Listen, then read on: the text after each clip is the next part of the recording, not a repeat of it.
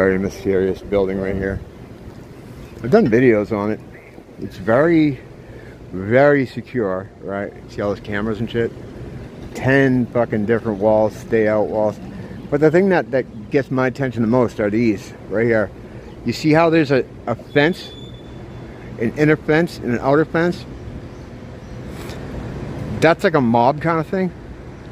Because if someone gets in the front gate, they want to make sure they're secure before they move the person in. It's usually for transporting people. So if they make a break for it and they get out, they get locked behind the fence. It's the really only reason for something like that.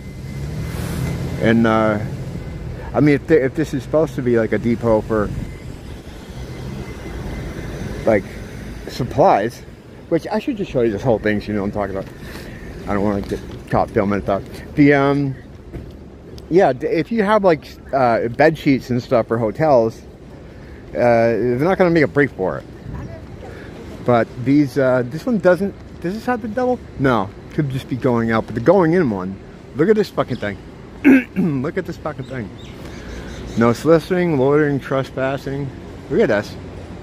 Look at the barbed wire at the top, right? Barbed wire at the top facing in, okay? So if you know what that means, it means they're trying to keep people from getting out. You know what I mean? This place is fucking sus.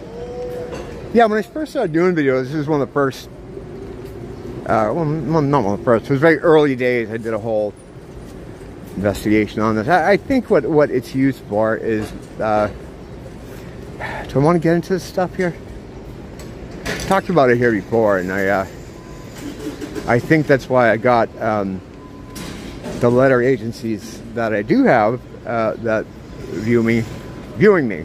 And the reason I know is because you can see, if I check my analytics, which I don't do often because I don't want to be influenced to do anything. Because if you know, like I was saying the other day during our videos, 1,500 views, my regular videos 15 views. You know, so you know what? I don't want to be influenced by that. But yeah, this is a really mysterious building. It's built like a fort, right? Again, the intent seems to be more keeping whatever's in there from coming out here. If this were just as, I guess, they don't even state what it is really, but the implication, I guess, is it's a place to bring stuff for hotels or food for. It doesn't really make sense because why wouldn't you just drop them there? But yeah, the fucking cameras. It's like a port. It's like a port, basically. I don't know if it's. I mean, it could be something for the future, for a future idea. What they would have a place to this lock down, but it's really crazy. I just gotta let the people get back. This guy's real nervous that I'm filming him. People get that way. I don't know why I'm not filming him. I don't give a shit what he's doing. But people get nervous. Yeah, I shouldn't be really filming over this place. I'm just walking by. Yeah, it's very secure. And I think it's used in the local trade that's very big here. That involves moving people, I guess is the way to say it. When I was doing videos about it early on, I got a lot of information from people who are in the area that, you know, want to remain anonymous.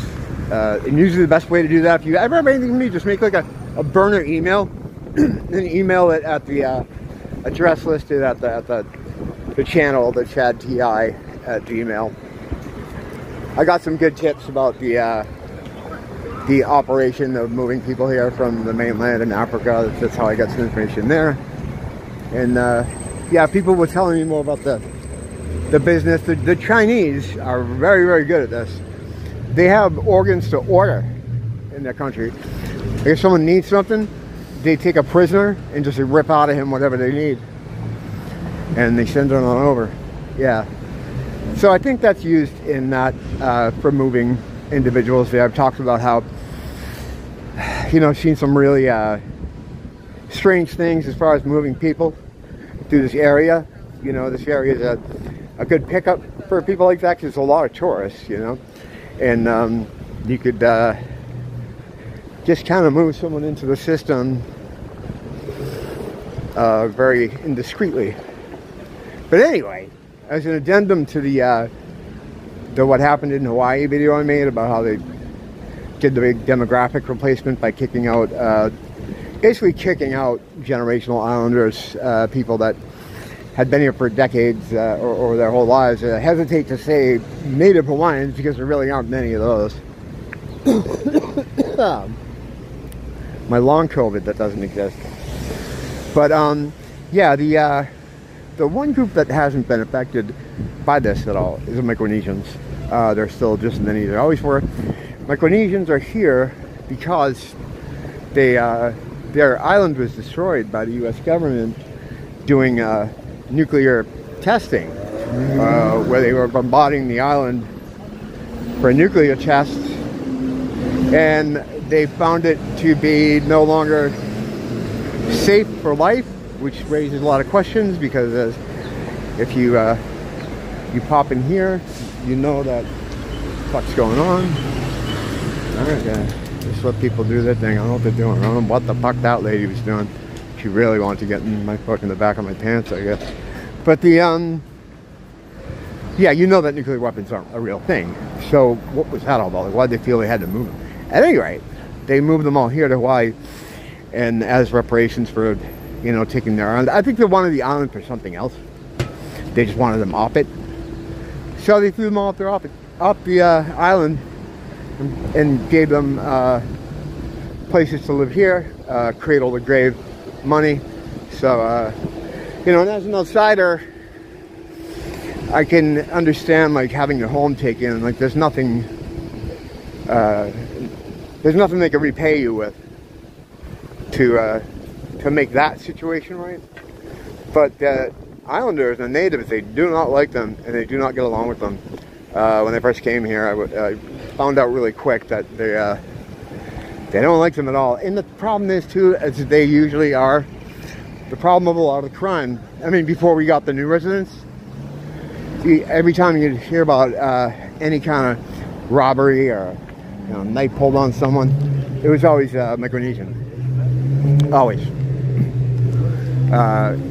And, you know, I don't know what that is. I don't know why certain groups do certain things that they do.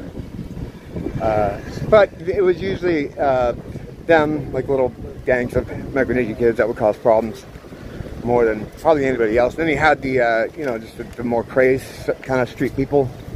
There's a difference between like homeless people and some of these street mutants. Homeless people who just, they got in a situation where they couldn't afford to live anymore. It's so expensive here. Like a one family home here is $1 million, and to get monthly rent, even in a studio, is like $1,500. So people, plenty of people that live here can't afford to live here, but people that move here usually tend to get fucked like that too, because they lose their job and they end up on the street here. I was just watching a show on a Hawaiian fort, basically, that they have in the woods, like a living community for homeless people. It's like 150 people living there, and it's run by this nice older lady, and it's a pretty good system they have set up there. You know, it's it shows you that things like that can work. You know, if everybody follows the rules. Some people can't follow the rules, though. Some people are genetically incapable by just how they are to break the rules because of, you know, certain factors. It's good boy summer. I'm trying to keep it fucking copacetic here on YouTube. I mean, I don't care if people, you know, people can say whatever they want about me. It's just as long as YouTube doesn't find that I'm saying stuff that's gonna get me knocked out. I just gotta make it through the summer. I don't mean to be a pussy about it, but you know, I like uploading it because it's easy. You know, it's easy and everybody knows where it is. Like, hardly anyone goes to Rumble or BitChute. It's like you got this work trying to figure that out, you know. So anyway, yeah. So that's one group of people that haven't been affected, and where you have the a lot of Pacific Islanders that had to pay to live here. They got, you know, kicked out. The Micronesians don't have to pay for anything, so they remained here. So I guess in the Islander versus Micronesian battle, the Micronesians won. By trickery of the U.S. government, though. But yeah, I just wanted to make an addendum to that, because I forgot about that group. You can kind of tell who they are, because they're a lot darker skinned than the regular Pacific Islanders, you know. But yeah, that's a part of it that I didn't include. There's a few other things I wanted to add to that, but I can't think about them right now. I don't know what's going on with me today. But even though we'll have lots of room, I have people like really, really close to me. I don't know. And yeah, I'm, you know, paranoid, weirdo. But it doesn't change the fact that people still get really close to me. That girl that went into the store a couple blocks back, I was like almost gonna say to her, like, what the fuck are you doing? You know, because I moved to get out of her way, and she moved with me. Whatever, hey, whatever. We all have our problems. These are first world island problems. Well, is it the first one? A lot of people joke that Hawaii's a third world place, and there is definitely a lot of third world type stuff going on here. But to me, it's, you know, it's not that. It's more like a developing nation. Developing nation. One being occupied by the U.S. government. Nothing on that was ever ratified either. Like the paper, is that what you used? Ratify, would that be the word? That could be the wrong word, but the paperwork was never really done on annexing, so it's still technically an occupied territory, the Kingdom of Hawaii. It's sad, but that's the beast. The beast takes what the beast wants, and you can't fight the beast, but you can't lay down for it either, is what happened here. But, you know, hey, what are you gonna do? Not my culture. All right, I gotta try to stay. All right, I really gotta concentrate on what I'm doing though, because I keep getting people going up my ass, which I'm not a bottom, so that's not something I'm into. Thanks for dropping in. Until next time, don't blame the teacher, blame the school.